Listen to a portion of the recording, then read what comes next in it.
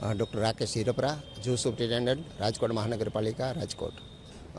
રાજકોટ મહાનગરપાલિકા દ્વારા central zoo authority of ઇન્ડિયાના માર્ગદર્શન મુજબ ઝૂનો વિકાસ કરવામાં આવી રહેલો છે. હાલ અત્યારે રાજકોટ ઝૂ ખાતે 69 જુદી જુદી પ્રજાતિઓના ટોટલ 595 પ્રાણી પક્ષીઓ પ્રદર્શિત કરવામાં આવી રહેલા છે. ઝૂ શાખા દ્વારા દર વર્ષે વન્ય પ્રાણીઓ અને પક્ષીઓને જુદી જુદી ઋતુઓમાં એની હેલ્થને ધ્યાનમાં રાખી વાતાવરણની કોઈ વિપરીત અસર ન થાય તે માટે ખાસ કાળજી રાખવામાં આવતી હોય છે. અત્યારે હાલ ઉનાળાની ઋતુ ચાલી રહી છે. ગરમી દિવસે દિવસે વધતી જાય છે. આ ગરમીની ઋતુમાં વન્ય પ્રાણીઓની અને પક્ષીઓમાં કોઈપણ જાતની એની હેલ્થને ધ્યાને રાખી કોઈ વિપરીત અસર ન થાય, કોઈ બીમાર ન પડે, કોઈ ડિહાઇડ્રેશન ન થાય, કોઈ પ્રાણીઓને ઝાડા ઉલટી ન થાય તે માટે ખાસ તકેદારી રાખવામાં આવતી હોય છે. આ તકેદારી વન્ય પ્રાણીઓના બિહેવિયરને ધ્યાનમાં રાખી અને ખાસિયતને ધ્યાનમાં રાખી અને તૈયારી કરવામાં આવતી હોય છે. જેમાં હું વાત કરું મોટા કદના પ્રાણીઓ, જેમાં સિંહ, વાઘ, દીપડા, રીંછ, આવા મોટા કદના જે પ્રાણીઓ જે છે એ પ્રાણીઓના પાંજરાની અંદર વિશાળ પાંજરા હોય છે અને પાંજરાની અંદર લોટ ઓફ ખૂબ જ મોટી માત્રાની અંદર વૃક્ષારોપણ કરવામાં આવતું હોય છે. ઉપરાંત આ પ્રાણીઓના પીવા માટે મોટા મોટા પોન્ડ બનાવવામાં આવતા હોય છે, જેથી કરીને આફ્ટરનૂનની અંદર જે પ્રાણીમાં ગરમી વધે, તડકો વધે એવા સમયે એ પ્રાણી જે પીવાના પાણીના જે મોટા પોન્ડ હોય છે એની અંદર પણ બેસી અને પોતાની ટેમ્પરેચર મેન્ટેન કરતા હોય છે.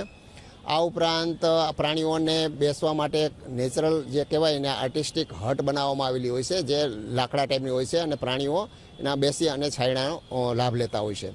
આ મોટા કદના પ્રાણીઓના જે છે રાત્રેના સમયે નાઇટ શેલ્ટરની અંદર રાખતા હોય છે અને નાઇટ શેલ્ટરની અંદર ખાસ અમે પંખા અને કુલરની પણ વ્યવસ્થા કરવામાં આવેલી હોય છે. અને ખોરાક અને પાણીની વાત કરું તો આ પ્રાણીઓના પાંજરામાં જે પાણીની કુંડી હોય છે એમાં ડિહાઇડ્રેશન ન થાય, ડાયરિયા ન થાય તે માટે ખાસ પ્રકારનું ORS જે પાવડર હોય છે એની અંદર મિક્સ કરતા હોય છે અને પ્રાણીઓના ખોરાકની અંદર મલ્ટીવિટામિન્સ અને કેલ્શિયમ પ્રોવાઈડ કરતા હોય છે. હું નાના કદના પ્રાણીની વાત કરું, જેમાં વાઇલ્ડ ડોગ છે, વુલ્ફ છે, ફોક્સ છે, શિયાળ છે, આવા નાના કદના પ્રાણીઓને પિંજરાની અંદર ખાસ પ્રકારની ગુફા બનાવવામાં આવતી હોય છે. એ ખૂબ તડકાની અંદર ગુફામાં બેસી અને પોતાનું ટેમ્પરેચર મેન્ટેન કરતા હોય છે. હું વાંદરાની પ્રાઇમેટ્સની વાત કરું તો આ વાંદરા કુળના જે જુદા જુદા રસેસ macaque, bonnet macaque, common langur જે છે, આવા જે ફ્રૂટ ખાતા પ્રાણીઓ જે છે, રીંછ છે, આવા ફ્રૂટ ખાતા પ્રાણીઓને અમે ખાસ પ્રકારના ડીપ ફ્રીજની અંદર એના ફ્રૂટના ટુકડાની અંદર આઈસ મોલ્ડ કરી અને ફ્રૂટ કેન્ડીના રૂપમાં બપોરના સમયે આપતા હોય છે, જેથી કરીને પ્રાણીઓ જે છે એ ફ્રૂટ કેન્ડી ખાય અને એન્જોય કરતા હોય છે અને પોતાનું ટેમ્પરેચર મેન્ટેન કરતા હોય છે. અને આવી એક્ટિવિટી જ્યારે પ્રાણીઓ ખાતા હોય ત્યારે મુલાકાતીઓ જોઈને પણ એ ખૂબ જ હર્ષ અનુભવતા હોય છે. હું પક્ષીઓની વાત કરું તો પક્ષીઓ જે છે એના પિંજરા જે જનરલી મોટા એનું ટોપ હોય છે ઢાંકેલું હોય છે.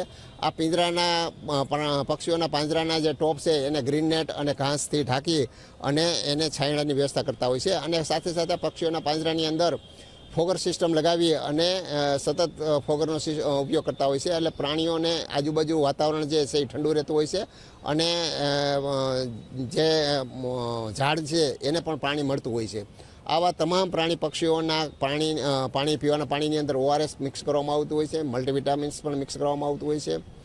બીજી હું ઉનાળાની વાત કરું, ખોરાકના જે બિહેવિયરની અંદર પણ ચેન્જ જોવા મળતો હોય છે. જે મોટા કદના પ્રાણીઓ જે છે, માંસાહારી પ્રાણીઓ જે છે, એના ખોરાકની અંદર ખૂબ ટેમ્પરેચર વધારે હોય, ગરમી હોય ત્યારે 10% જેવો એના ખોરાકમાં ઘટાડો થતો હોય છે.